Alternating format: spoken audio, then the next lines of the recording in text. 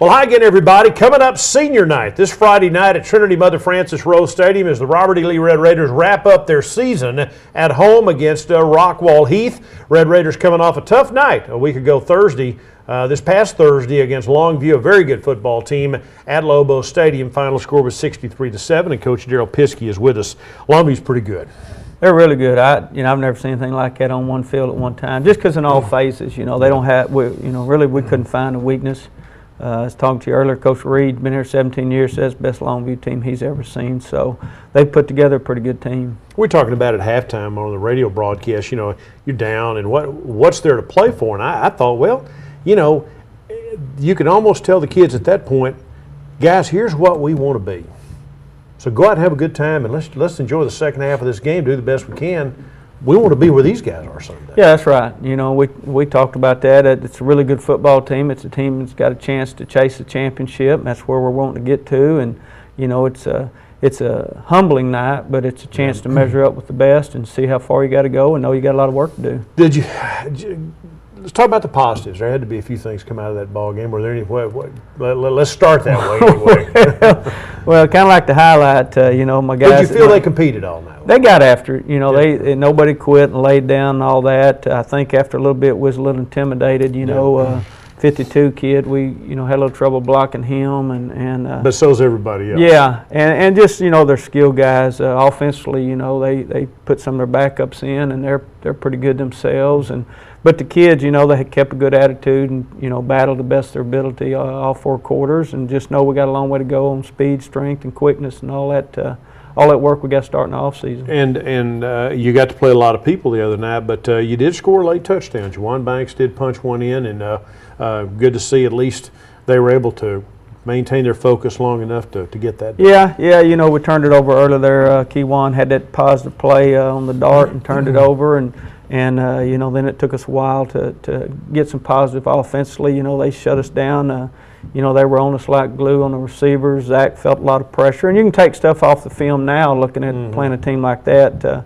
What we're looking at this weekend is little things, hitching up in the pocket and knowing your escape route and finding your second check down receivers and stuff like that. And so there's a lot of good things to take from it. The game Friday night, again, we'll get into Heath more in a moment, but you're not in the playoffs, but if you win this game, you're 5-5, and there's something to be said. That's still big improvement. Well, somewhere, we talked to kids Friday night. Somewhere pride's got to kick in, and Heath's in the same boat we're in. I mean, it's both of our last game. These seniors, a lot of them, be the last time they get to put on a football uniform and play in front of a crowd, and so.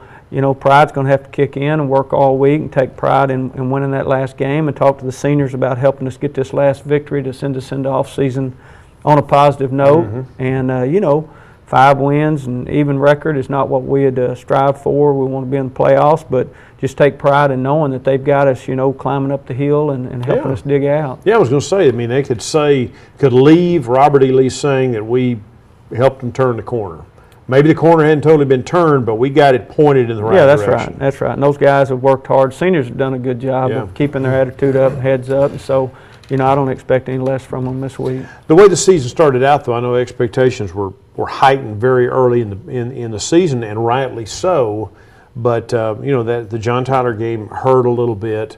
But a game like the Longview game Friday night, I mean, just from long-term impact, does it have any at this point? Well, I hope it does. I hope it long-term does. We need to get our tails in the weight room and turn ourselves into the guys we're playing against over there. I mean, we went in their weight room. So you want your guys to remember that game? Yeah, right? I mean, you got to understand it. You're going to run up against somebody that's that much more physically bigger, stronger, faster than you, and the only way you can catch them is getting that weight room extra, not just what the coach is making you get in there. And we did a decent job last spring and summer of kids, but it's going to take a continued effort and get 100% of our kids sold out to, hey, I want to get bigger, faster, stronger, and be the best football player I can play. So when I run up against somebody that's that physically intimidating, I can match them.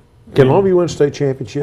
Well, if they can't, something's wrong. I mean, they've got all the, if they stay healthy. I mean, they're a small 5A. Yeah, but I didn't notice small. I know.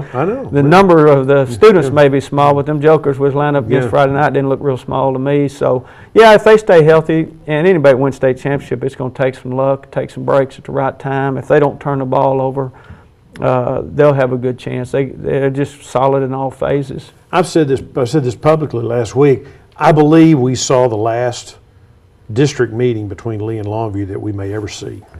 Do you believe that? Do you believe Longview is going down? Well, looking at the numbers they turned in, I think they turned in 2063, and I think the cutoff last time was 2090 or something like that. So it's just going to depend. I think there's a chance they'll go down, and yeah, they'll. And if they go down, they may never come back up. Yeah, you never know. Just the numbers. I don't know what they're going to do in UIL. You can't ever tell. So they've got a good shot at going down, and boy, they'll be pretty good in 4A too, because I think they're pretty good in 5A. I was going to say that. Well, they almost won 2 state championships at the 4A level. Yeah, that's 4A right. will become 5A, and 5A will become 6A. It's just a naming thing. Yeah, but that's right. There's a chance that happens. If it does, you'll continue to play Lufkin. Will you play Longview? Yeah, we're trying right now. John and I talked. We've got all our first 4 games scheduled, and then depending on, I got to look for a 5th. But we're going to at least try to scrimmage. Talk to them about at least scrimmaging if we don't get to play each other. It's hard to match up your schedule waiting on February. Sit around, wait on February, try to fill all your games, and it could put you in a bad way. So we're trying to get them filled early. I've got the first 4 pretty much done, and then going to look for a 5th. Well, I was talking to King about that last week, and he realizes the importance of what John Tyler and Lee against Longview and back and forth have meant over the years, and they definitely, I know they got the upper hand right now, but I mean that doesn't mean it has to always be that way. No, that's right. But they want to keep playing. Yeah, and it's a good measuring stick. I mean, when you play the best, then you kind of see where you are and see where it really shows your weaknesses loud and clear. You know what they are when you play a football team like that. What about injuries? I mean, that was a hard-hitting football game. Everybody come well. I think we came out.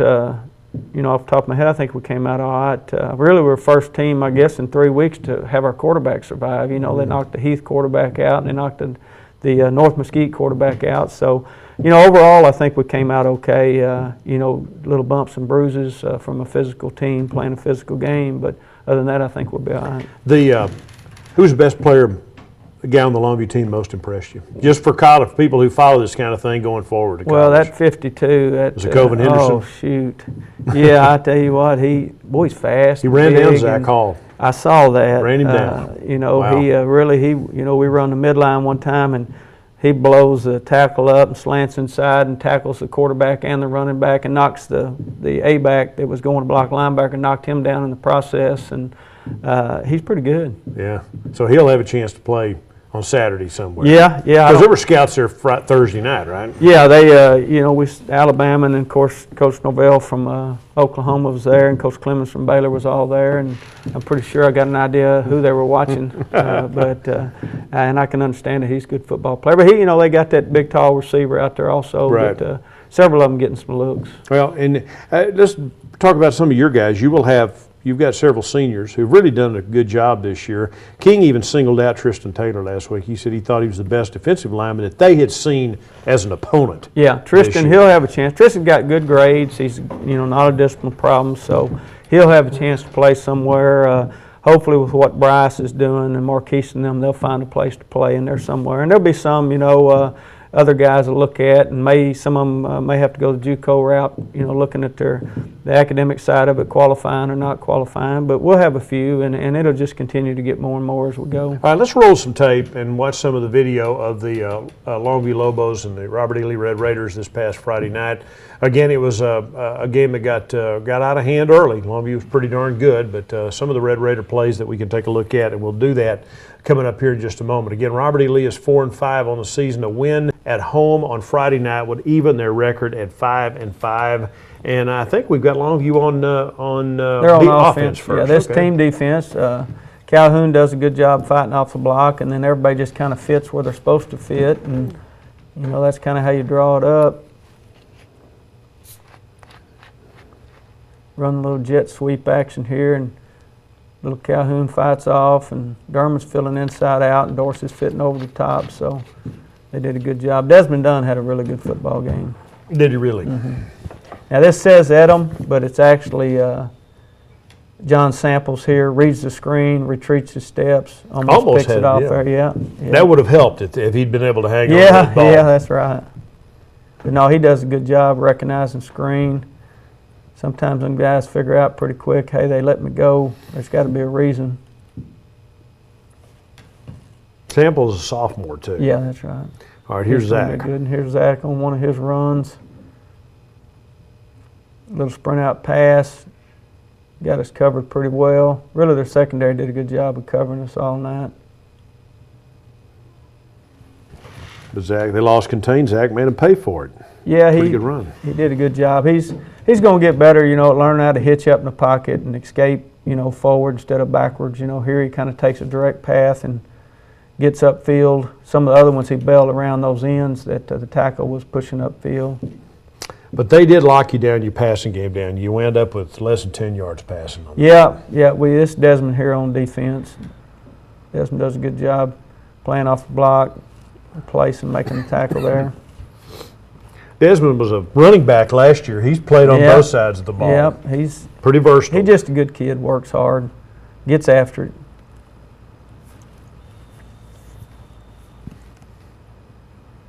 Back on offense. This is Banks running the ball in place of Tavon and Keywan. Good physical run there. Talk to me about Tavon. What's he had a little shoulder injury, and he'll be fine this week. Mike could have gone last week, but you know we didn't want to do any more damage than was already there, and make sure he's 100% ready to go for this last one at home. You're going to see a lot of Desmonds on here. Does a good job ripping through the block, taking the right angle, and letting his buddies come help him out. Yeah, he didn't make the tackle, but he's the one who kind of stacked it up, right? Well, he rips over the top of the crackback, plays off the fullback, allows Bias and those guys coming from inside to make the tackle.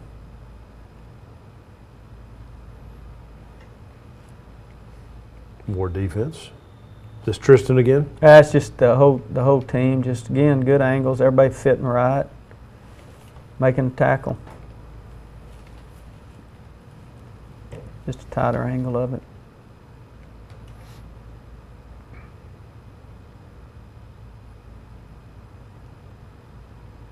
Desmond sets the edge.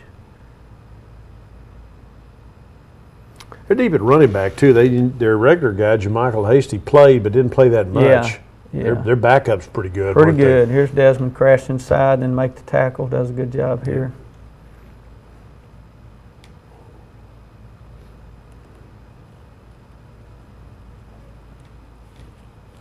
Yeah, their backups are pretty good, aren't they? They were. I mean, they were running hard. There's Grayson Calhoun here, knocking down the pass, which is a good thing because that's his guy in the flat right there, wide open. So if he doesn't knock it down, that may be a big play, right? Yeah, that's right. Big play in the tail chew, and he avoided it all. Well, that's what it's all about after all, isn't it? This Keywan making a good run here. Remember last week, Kewan Johnson was the young man who had the big night against Mesquite in the win, by the way, had 178 and 3 touchdowns. He runs hard. He does good. He, turned it over early. I don't know at this point, him being the feature guy, he might put a little more pressure on himself, and try to do a little more than what he needs to do. But he settled down and started making some decent runs. It's Keywan with the Ryan Rendon block there. Ryan gets in a little pancake and gives that guy the business. That's him back at the 40.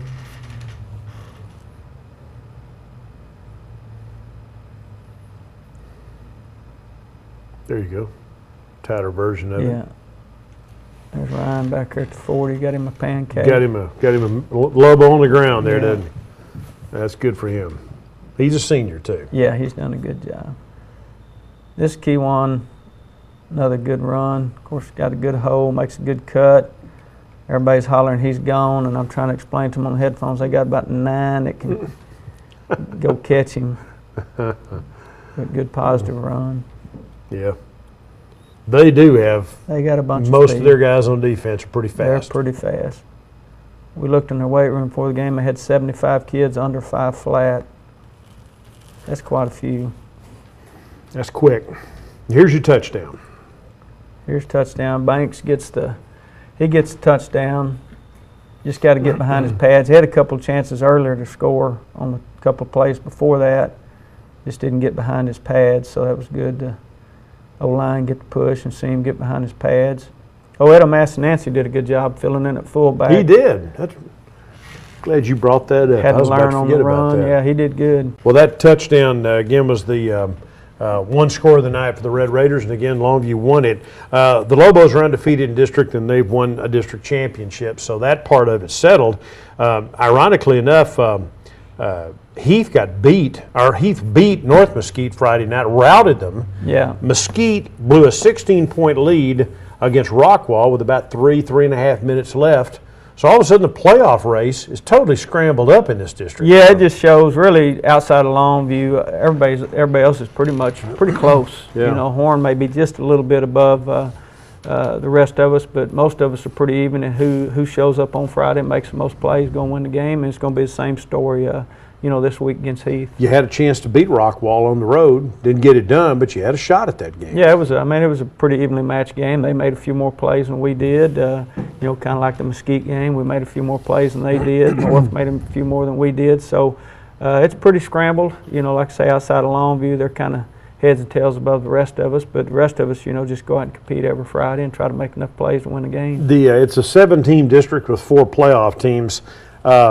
You think this district will stay intact next year? I think it's going to look very different. No, I think Heath turned in 2088 or something like that. It might have been less than that, and Longview turned in 2063. So there's a chance we're going to lose those 2, and then who we pick up, heck, I don't know. We'll just see, you know, come February. But you need a 6-team district. That gives you 5 district games and 5 non-district games. So you may have your that. And people say, well, boy, you're worried about who you're going to play.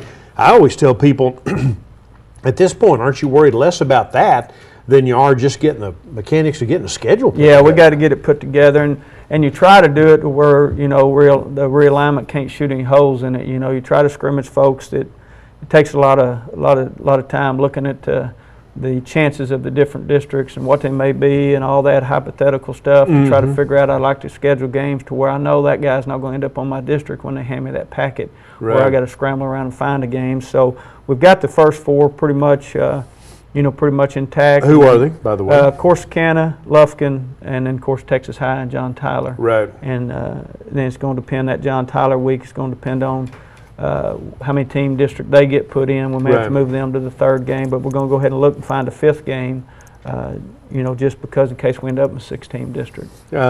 So who knows? I mean, you could get DeSoto back. I mean, there's any number of things. But there's a pretty good chance if this were to come to pass and Longview were to drop down, Robert E. Lee would be the only big school, 5A, soon to be 6A left in all of East Texas if Lufkin drops down. Yeah, that's right. And for athletic purposes, that makes you nothing more than Far East Dallas. Yeah, that's really right. I think we'll stay at the extremely Far East Dallas. Yeah, and which is good. That Mesquite district, Coach Bragg and as the district chair and all the coaches in the Mesquite system that we deal with, they're all good guys. They do a great work job together. Absolutely. That's what Steve and I talked about last week. You know, you always hope you stay together with them just because everybody gets along in the district and, you know, does a good job and helps each other and works together pretty well. I think they have gotten tired of driving all the way to Longview, but they don't seem to mind coming to Tyler. No. Right now, you know, everybody likes to come to Tyler, but, you know, hopefully. You want to make that a little bit, yeah. I'm not talking about from that point of view. I'm talking about just from the ease of an hour and a half seems a whole lot better than 2.5. Yeah, that's right. They don't seem to mind that, although they don't really like having to come east. Yeah, but the next best, the only other alternative that would be for us to start playing Louisiana schools, wouldn't it? Yeah. that won't work. No, I'm guessing we're going to stay with Mesquite and then maybe pick up 1 or 2 from somewhere else. Rumor has it Longview guys are talking about some of the Garland schools possibly going down, and maybe we get thrown in there and mixed in with some of those guys. So we'll just, you know, that's that magic thing be thrown out there in February, and we just figure it out when we open the book and see where we end up. But won't you know in December who's going to be Well, they at least talked you'll about know that. Yeah, who's 6A, who's 5A? Yeah, if they come through with it, they talked about in November they're going to put the numbers out ahead of time. That way you can count down, 245 schools and pretty much really start doing a lot of guessing then on where we're going to end up. But it gives us an advantage that we haven't had. In the past we hadn't had any of those numbers, so you just kind of guess around, show up in February, they hand you your packet, and you're 2 zones from where you thought you'd be. So that'll help us a bunch if the UIL goes ahead and does that. Of course, the UIL is a government agency, kind of, so that means that who knows what they'll actually do. Yeah. Right. Well, I'm gonna try to hold off on all that. But, I'll let you say that. You can't, right? No, Owens used to tell this story though, that after realignment day, that the coaches who were left needing ball games all gathered in one big room, and they all started making deals. Is that really? Well, really, it's as soon as they hand that packet out. Yeah. There'll be people scrambling. Not so much at the 5 and 6A level. At the lower levels, it's a 3-ring circus when they hand you that packet, and 3 of your games that you've been playing forever is now in your district, and they hadn't been in your district in 20 years. It's a pretty good scramble. But yeah, they'll have a lot of the districts to be there at the Birdville Center, over at our Region Center, Region 7, and we'll be there'll be some scrambling, based on how many teams get put in your district, and if you lose some teams and they don't put you in as big a district, you got to find an extra game. So there's a lot that goes on. Let's talk about Heath now. Just to give me an idea. Again, they blew out. I forget what the score was, but they routed. I'll look at it in just a moment. But they routed North Mesquite. Yeah, it's 28-0 at halftime. It's 35-6. Yeah, it's 28-0 at halftime. Where did that come from? They hadn't won a district game. Well, it shows they got a lot of pride, and really their starting quarterback got hurt against Longview, and the little number 6 kid, senior receiver, they moved to quarterback. He's pretty elusive, and so he hurt North the other night pretty bad in the first half, and of course North fumbled and I think threw 2 picks in the first half and did that kind of thing and got it out of control, and he just got after it all night. They intercepted 3 passes and had a pick 6 too. Yeah, so they had a lot of mojo going in that game. Yeah, and a lot of it started early. North, little number 20 that did so good against us, fumbled, had about an 8-yard gain on the first play and turned it over, and then Heath went down and scored. Then North went down and was fixing to score an answer, and center got hurt. Had to bring a backup center in. He snapped it over the quarterback's head, and they had to try a field goal and ended up missing it. And I think they were on about the 7-yard line when that happened. So that's a big momentum swing. And this, these young kids, you get the momentum going, and hard to get away from them once they got it. Do they run the spread? Yeah, they're in the spread attack. They'll use a tight end. They got the number 2, pretty good receiver. They'll move him in at tight end. They'll use him out wide. They'll use him in a slot. The quarterback, like I say, number 6, he's a pretty good run threat out of the spread. He'll scramble around, keep his eyes upfield, but when he takes off, he's pretty fast and elusive. It's senior night, and that's always an emotional night, final home game. And whether you're in the playoffs or not, you always do it in the final regular season game. Yeah, that's right. So this would be kind of an emotional night. Just talk a little bit about, what being a senior high school football player, playing your final game.